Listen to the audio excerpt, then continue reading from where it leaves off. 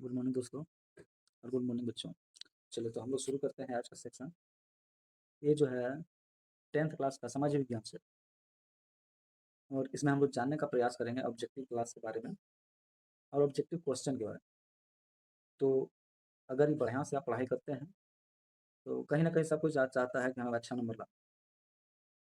रही बात की अपना कॉन्फिडेंस लेवल की, जैसे आप जहाँ कहीं भी क्लास कर रहे हैं तो आपका कॉन्फिडेंस लेवल अपना होगा, लेकिन फिर भी बड़े बड़े कॉन्फिडेंस भी आगे जाकर के फेल हो जाते हैं।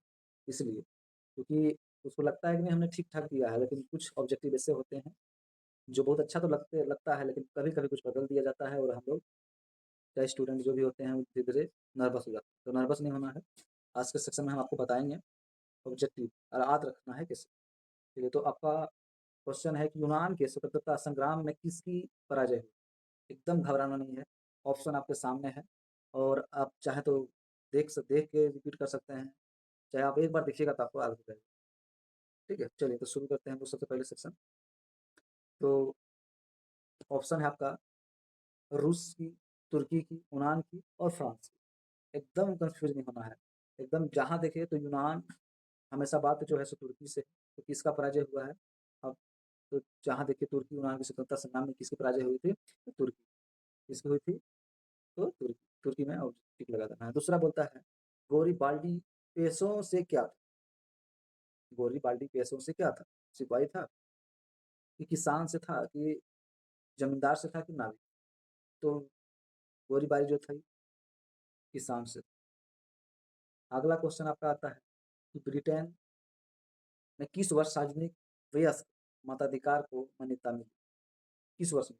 अगर आप जानते हैं तो कमेंट कीजिए, नहीं जानते हैं तो देखिए इसको सीख जाइएगा। 1906 ईस्वी में, 1911 ईस्वी में, 1928 ईस्वी में कि 1931 ईस्वी? किसमें? तो आपको याद होना चाहिए कि 1928। टिक लगाइएगा, सही हो जाएगा। चलिए आगे चलते हैं और हम लोग बोलता है कि 14वीं लोकसभा में 14वीं लोकसभा में महिलाओं की भागीदारी क्या रही? 6.51%, 15%, 11.6% कि 10%? क्या रही थी? आपको आता है तो नहीं आता है तो टिक लगाइएगा, हम बता रहे हैं 6.51%। उसके बाद आगे के क्वेश्चन में चलते हैं हम लोग। आगे बोलता है कि 15वीं लोकसभा में महिलाओं की भागीदारी कितना रही थी? पीछे में आप लोग देखे थे कि 6.51 रहा था, 6.51 रहा था, तो इसमें बढ़ सकता है ना, 14वीं था 15वीं हो गया, तो इसमें था आपका 10.86%। फिर आगे चलते हैं हम लोग कि काउंट काउर को विक्टर एमुनुएल ने किस पद पर नियुक्त किया? सेनापति पद पर, फ्रांस मजदूत फंड क्या है देखना है, हाँ, और फ्रांस में राजदूत पद पर कि प्रधानमंत्री पद पर कि गृह मंत्री पद पर? हमेशा आपको ध्यान होना चाहिए, एकदम दिमाग को बना के रखिए, कॉपी कलम लेके बैठिए और नोट करते जाइए। तो इसे प्रधानमंत्री जो है सो पद पर नियुक्त किया। अगला क्वेश्चन है प्रथम इंटरनेशनल बैठक कहाँ हुई थी? प्रथम इंटरनेशनल रूस में, फ्रांस में, जर्मनी में, लंदन में? एकदम कंफ्यूज करने वाला क्वेश्चन है। नहीं लगेगा कि कैसे कहाँ क्या क्वेश्चन है, लेकिन कुछ अलग पूछता है तो बोर्ड, जिसका जल्दीबाजी में जवाब नहीं दे पाना, आपका समय भी सीमित रहता है वहाँ। तो ये हुआ था लंदन में। कहाँ हुआ था? लंदन। फिर बोलता है क्वेश्चन कि 1917 की पहली रूसी क्रांति को किस नाम से जाना जाता है? 1917 की बात कर रहा है। 1917 की पहली रूसी क्रांति को किस नाम से जाना जाता है? ऑप्शन आपके पास दिया हुआ है, फरवरी की क्रांति, मार्च की क्रांति, अक्टूबर की क्रांति, नवंबर की क्रांति। तो हमेशा याद रखिएगा, इसको फरवरी की क्रांति के नाम से जाना जाता है। अगला क्वेश्चन आता है आपका फ्रेंच इंडो चाइना की स्थापना किस वर्ष हुई? फ्रेंच इंडो चाइना का स्थापना किस वर्ष हुई थी? आप लोगों को पता है तो बताइए, है कमेंट कीजिए आप लोग। चलिए समय भी आप लोग को मिल जाता है, अगर आपको पता है तो कमेंट कीजिए, हम वेट कर लेते हैं। बोलिए चलिए नहीं पता है तो हम बताते हैं। 1802 ईस्वी में, 1858 ईस्वी में, 1883 ईस्वी में कि 1887 ईस्वी? लगभग सबको पता होगा इसका आंसर, लगभग सभी को पता होगा। इसका है 1887। चलिए आगे चलते हैं।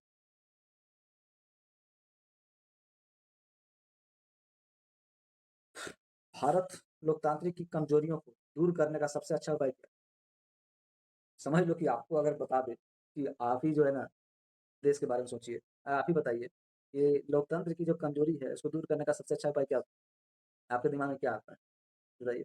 गरीबों को हटा देंगे तो हमारा लोकतांत्रिक कमजोरी हट जाएगा, कि सूचना तंत्र पर नियंत्रण करना है, कि बूथ का मैंने कब्जा करना है, कि सुधारात्मक कानून का निर्माण करना है। तो आप बैठ के पहले क्या बनाइएगा? आप क्या बनाना होगा? कानून, तभी आप सुधार कर सकते हैं। कानून बनाना होगा आपको।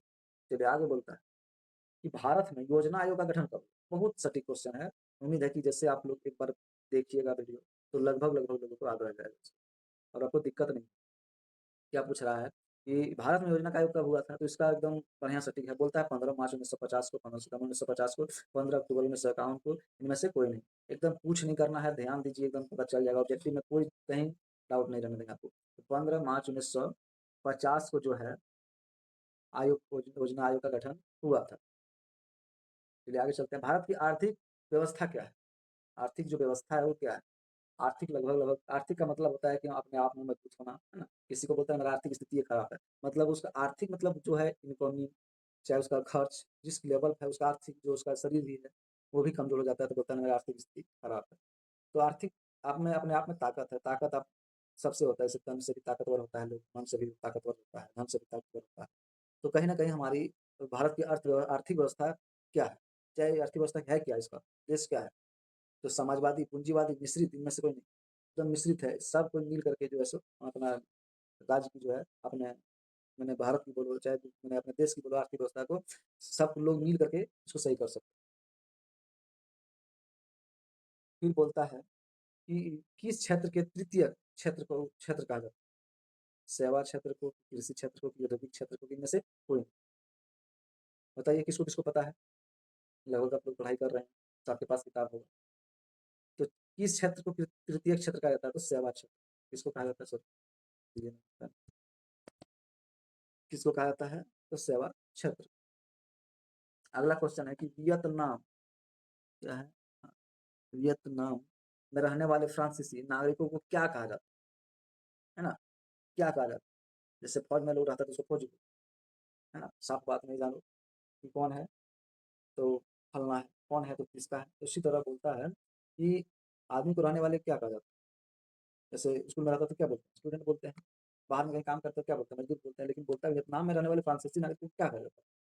सिलोन कहा जाता है, मिलोन क्या कहा जाता है, कोलोन कहा जाता है, कि इनमें से कुछ नहीं कहा जाता है? कुछ तो कहता ही होगा उसको, ऐसा नहीं है कि बिना कुछ बोले जब क्वेश्चन पूछा है तो उसको उसको बोला जाता है कोलोन। क्या बोला जाता है? कोलोन। सी पर क्लिक कर लीजिएगा, सॉरी टिक लगा लीजिएगा। अगर कॉपी कलम लेके बैठे हैं तो नोट करते जाइए, उसको नोट्स बनाते जाइए। चलिए और आगे चलते हैं। इसमें पूरे 25 को क्वेश्चन है, पूरे 25 को कवर करेंगे। फिर बोलता है हिंदू स्वराज पुस्तक किसके द्वारा लिखी गई? हिंदू स्वराज पुस्तक किसके द्वारा लिखी गई? बाल गंगाधर तिलक द्वारा, गोपाल कृष्ण गोखले द्वारा, लाला लाजपत राय द्वारा, कि मोहनदास करमचंद गांधी द्वारा? यहाँ पुस्तक की बात हो रहा है, ये भी ध्यान रखिएगा, पुस्तक की बात हो रहा है, तो हड़बड़ी में गड़बड़ी ना हो जाए। यहाँ पुस्तक की बात कर रहा है। तो हिंदू स्वराज की जो पुस्तक लिखा है वो लिखा गया है मोहनदास करमचंद गांधी द्वारा। किसके द्वारा? मोहनदास करमचंद गांधी द्वारा। चलिए आगे चलते हैं। बोलता है खलीफा पद की समाप्ति तुर्की में कब? खलीफा सब पद की समाप्ति तुर्की में कब किया गया? तो ये 1924 में ही किया गया। चलिए आगे बढ़ते हैं। तो इसको डाल इसको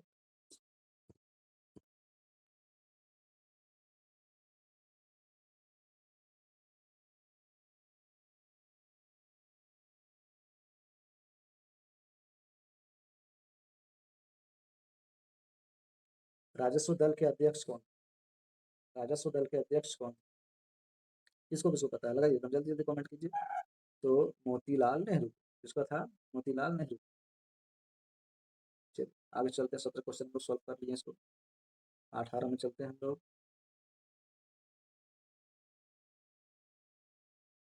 2012-13 में भारत की प्रति व्यक्ति वार्षिक औसत क्या थी?